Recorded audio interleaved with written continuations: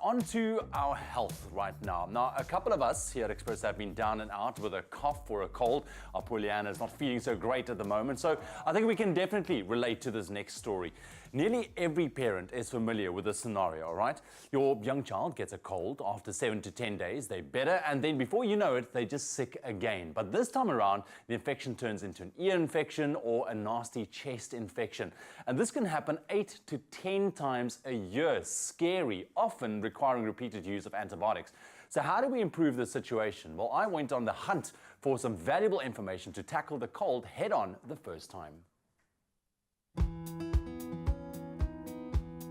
We discuss these infections with Dr. Peter Fisher, Director of Research at the Royal London Hospital for Integrated Medicine and physician to Her Majesty the Queen.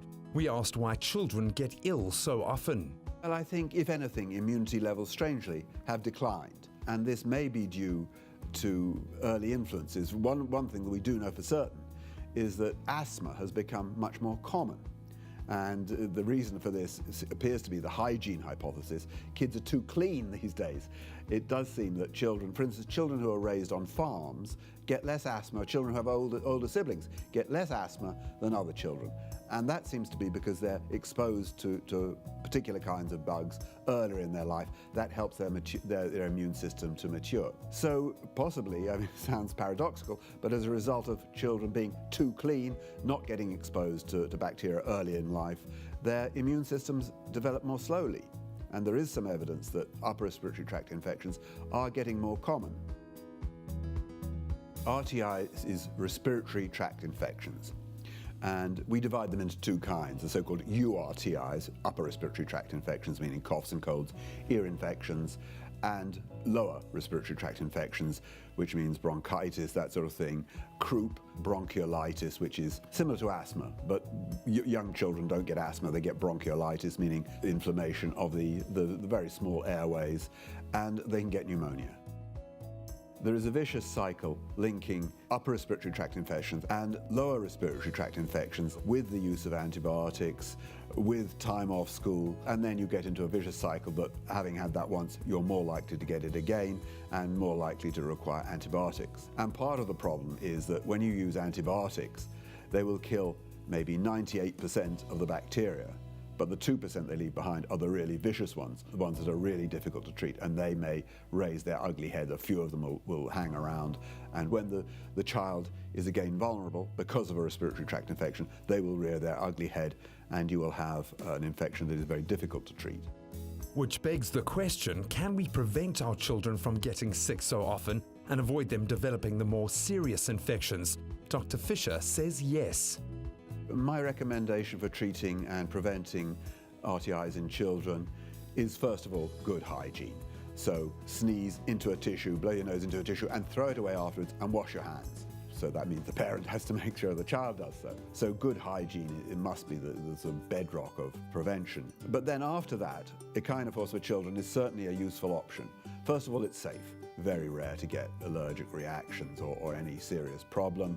Unlike some of the other options, a whole lot of cold medicines for children have been taken off the market because they are dangerous. They can actually make the chest situation worse, suppress the cough, but actually make the long-term problem worse. So Echinaforce for children is certainly a useful option because you can use it safely at an early stage. Above all, what you want to do is to avoid a respiratory tract infection escalating. Of course, coughs and colds are ubiquitous in children. We're not trying to pretend they shouldn't get them.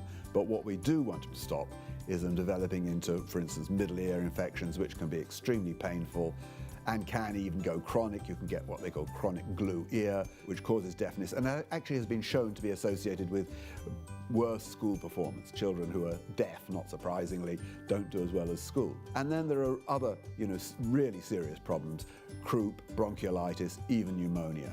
By nipping these respiratory tract infections in the bud, you can prevent these really nasty complications.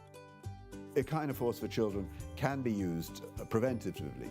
There is good quality evidence showing that if you give children Echinaforce Junior daily during the cold season, basically during the winter, you will reduce the chances of them getting a cough or cold by about 1/3.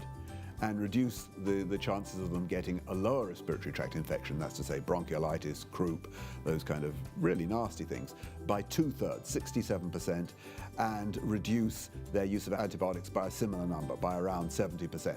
Making it so much easier for parents is that Echinaforce Junior is a chewable, tasty, orange-flavored tablet, which helps prevent and treat colds, flu, and their complications in children from as young as 2 years old.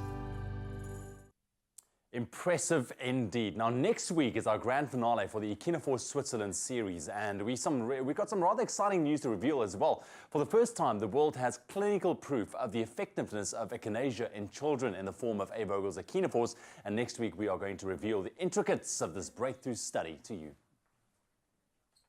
A. Vogel's Echinaforce is the world's strongest herbal product that's clinically proven to prevent and treat colds, flu, and their complications.